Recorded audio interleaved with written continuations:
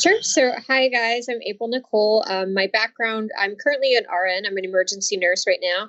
I do have an additional educational background, bachelor's degree in psychology, a bachelor's degree in criminal justice with a minor in forensic psychology. How did you get yourself involved in the community with veterans, and how did you get yourself being almost like I won't call yourself like an activist, but having kind of opinions as an influencer?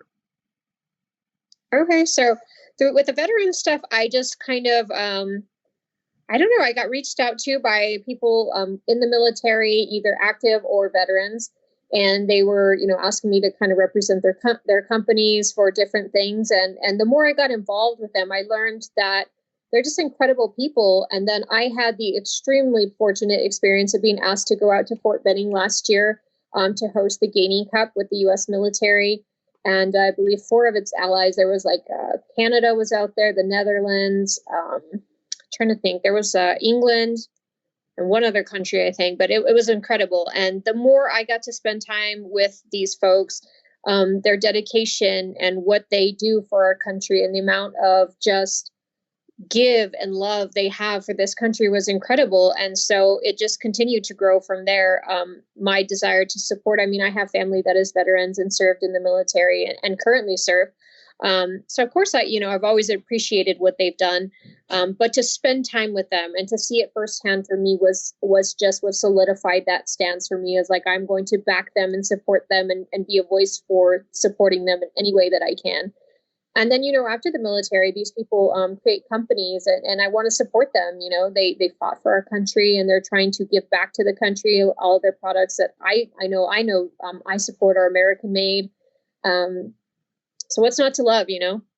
Yeah, absolutely. And so you were finally, I would say the words, involved in being a host for that. So kind of walk through some of that experience. Like, what was that like for you? Because I can't almost remember a place for me where I haven't seen the military in my life. So like I grew up, my dad in the Air Force, we traveled on bases. I'm in the Army, currently in an office for it. So I can't imagine coming onto like a base and being like involved in that, especially like a big competition like that. So kind of like, what was that like?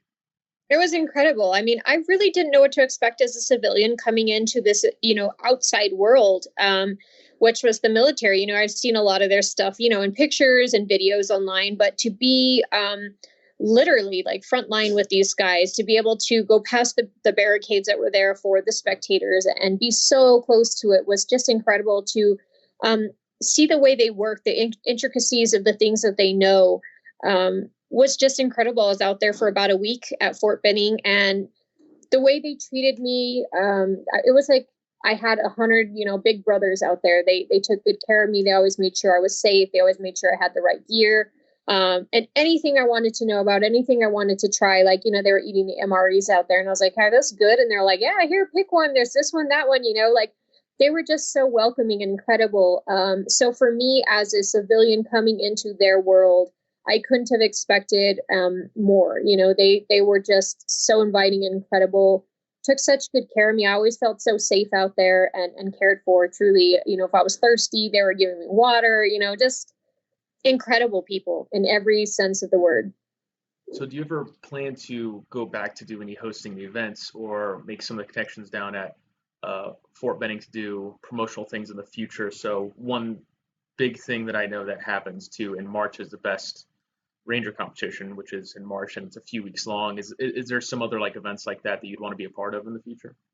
Oh, I would love to. I mean, I'd love to be part of any military supporting event that I could. If I could make it, I would love to be out there and share what they do with my viewers and my followers, because I know there's a lot of people that love and support the military, and I had so many people messaging me during that time saying, "Oh, this is awesome, I'm so glad that you're covering it," because otherwise they wouldn't have known about the Gainey Cup, they wouldn't have known what they do, and to see the photos and the videos in real time. So I would love And to.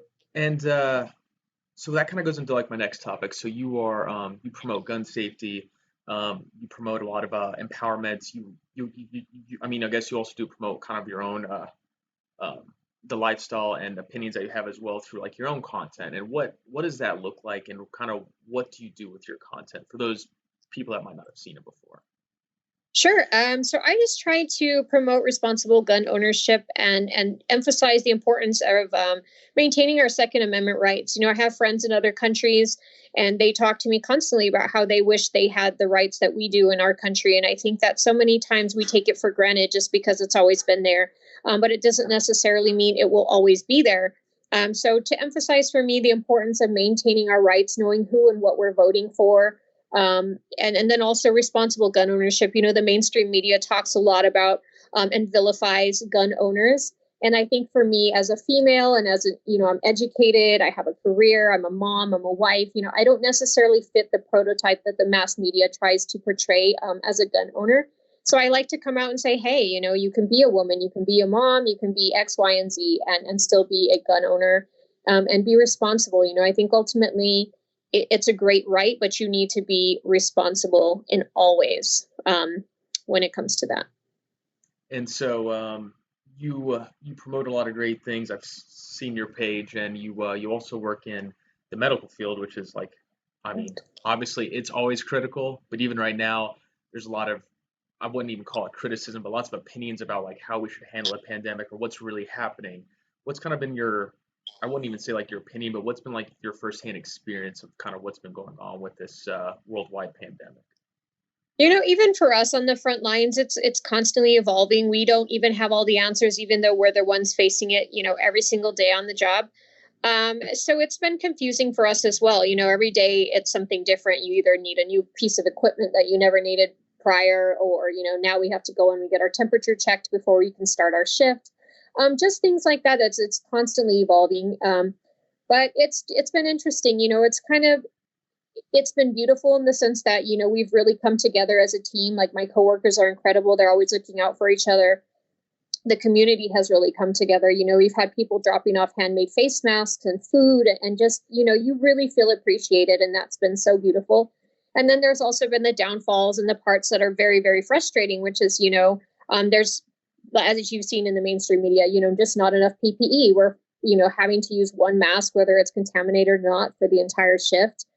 They are trying to do things to disinfect them, like sending them out for ultraviolet light and sterilization processes. But so those aspects of being on the front lines have been very frustrating. It seems that there's funds allocated for a plethora of things that I won't necessarily pinpoint specifically, but things that are not American.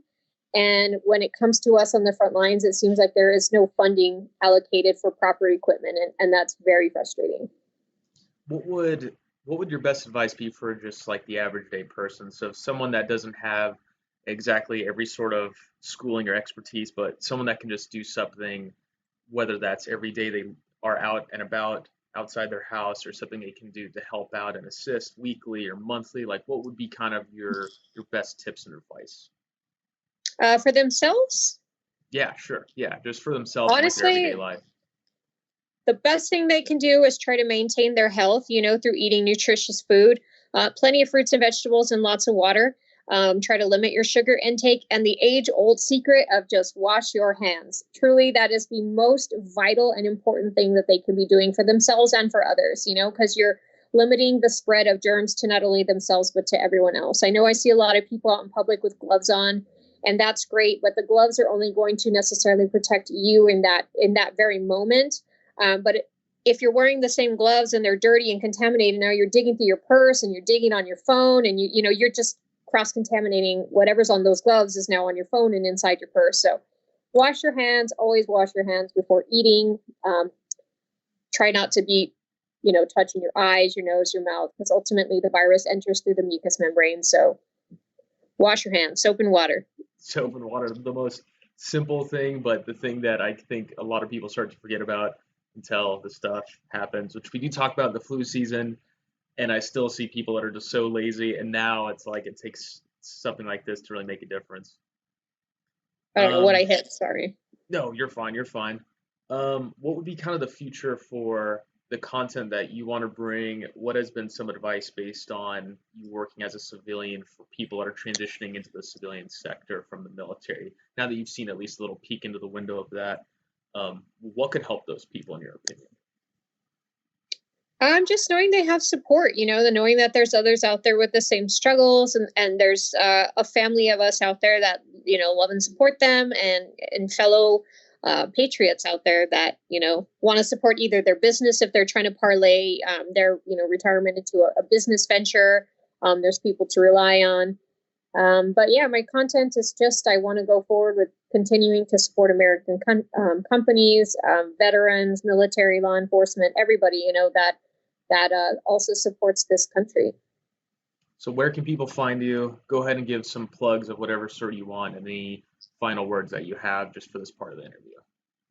So I am most active on Instagram. I do have a Facebook that I did start to create around the time of the Gainey Cup, simply because that was the platform they used. So you can find me on Facebook under April Nicol RN. It's not as active, but I'm going to join it with my Instagram and hopefully reinvigorate it. But you can find me on Instagram, April at April underscore sorry at underscore April underscore Nicol, and it's Nicol without the E. So that's where I'm most active. You can find me there.